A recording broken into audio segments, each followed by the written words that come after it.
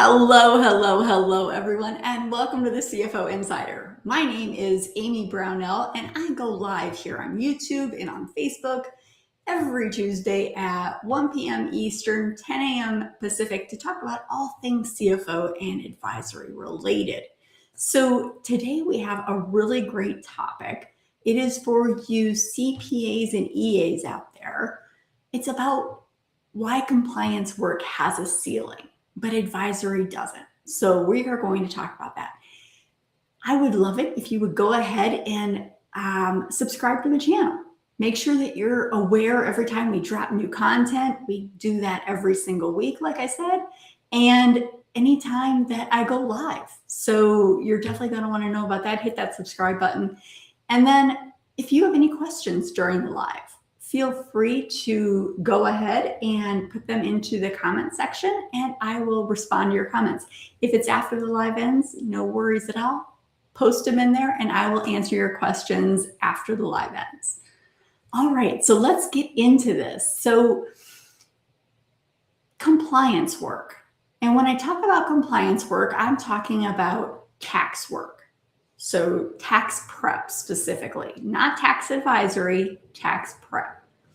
So a lot of people are doing tax prep. A lot of companies, a lot of businesses are doing tax prep. And I want to explain to you why it is treated as a commodity. First of all, what does that mean? Well, a commodity means that if there are two people offering the exact same service, so tax prep in this case, the consumer would have no choice but to go with the lowest price person. And that results in what we call a race to the bottom. So let's play this out as an example. So when you are doing tax work, you are competing against places like H&R Block, Tax Act. You are competing against software, Intuit, TurboTax, do it yourself. There's a lot of competition out there. And because there is so much competition, you have to stand out somehow.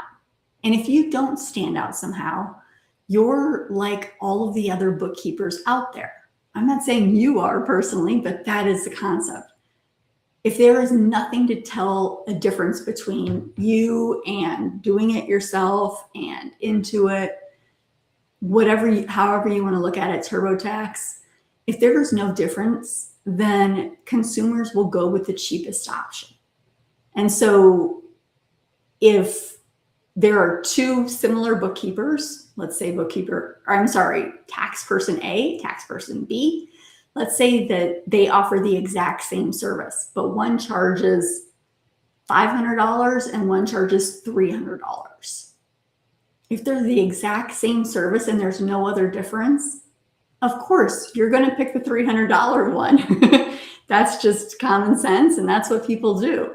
That said,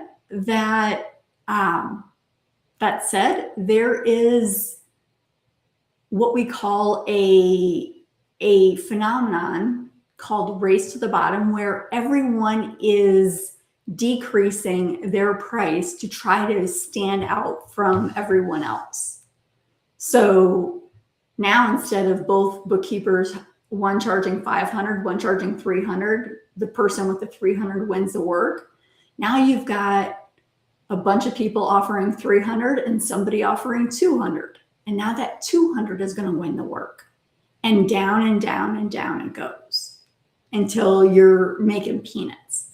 Now, the way to stop this from happening is to offer something completely different. I'm not saying replace tax prep. I'm saying add to it. Make yourself stand out from the crowd. And you can do that by adding advisory work. So I am talking about CFO and advisory services.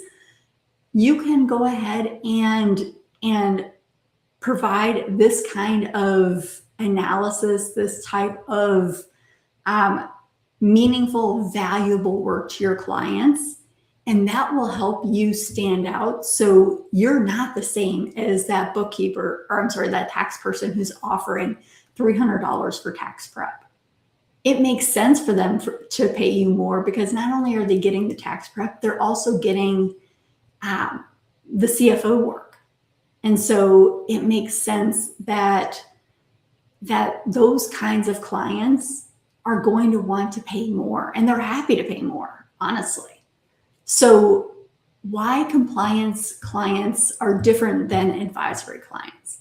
It is because they are looking for, when you're on the compliance side, they're looking for the lowest possible price. When you're on the advisory side, they don't care about price. They're not price sensitive at all. And the cool part about it is that when you are doing CFO work, that relationship is sticky. And by that, I mean, let's play it out. An engagement lasts about a year. At the end of the engagement, you go ahead and have helped them achieve their goal. They're ecstatic. We're happy to pay you that entire year because you helped them achieve their goal. What's going to happen next year when that engagement's over?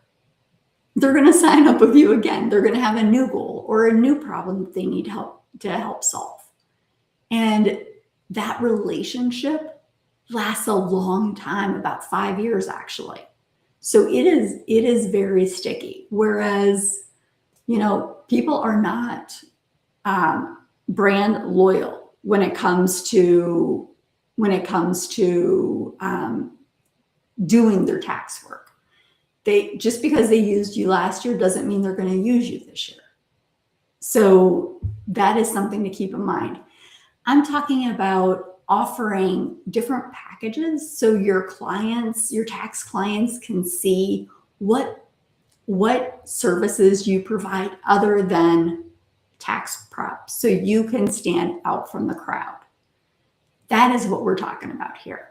And this is happening all over the place. I'm talking about, there are people that I work with that they are adding tax prep. Adding CFO services to tax prep. Some people are pivoting away from tax prep because they see that as something that, who knows what the future holds in terms of AI and automation.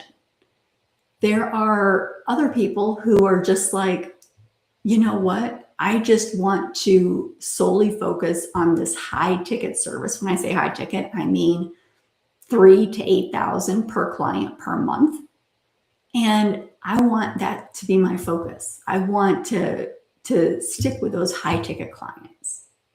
Those high ticket clients tend to be a lot less work than the lower ticket clients. Those lower ticket clients tend to be a little, what's the word I want to use? They tend to be a little, maybe I'll go with needy and time consuming. So there are definitely many examples of people that I work with that are going that route. But if you don't want to go that route, that's totally fine. Just add it as a service. Help yourself stand out from the crowd. Okay, that is all I have for you today. If you have any questions, like I said, go ahead and post them in the comment section. I will get them answered for you even after the live is over. And I would really love it if you would go ahead and book a call. You want to learn more about CFO and advisory services? I've got the info. So go ahead and book a call. You're going to want to go to CFOadvisoryacademy.com. Again, that's CFOadvisoryacademy.com. And we'll have a chat. We'll have a chat about what your business is, how it looks, what your goals are, what your challenges are. And we'll see if my program could potentially be a good fit for you. If I can help you reach your goals, I want to do that. So like I said, CFOadvisoryacademy.com. And until next week, next Tuesday, I will sign off. Everyone have a fabulous week and we'll talk soon. Bye-bye.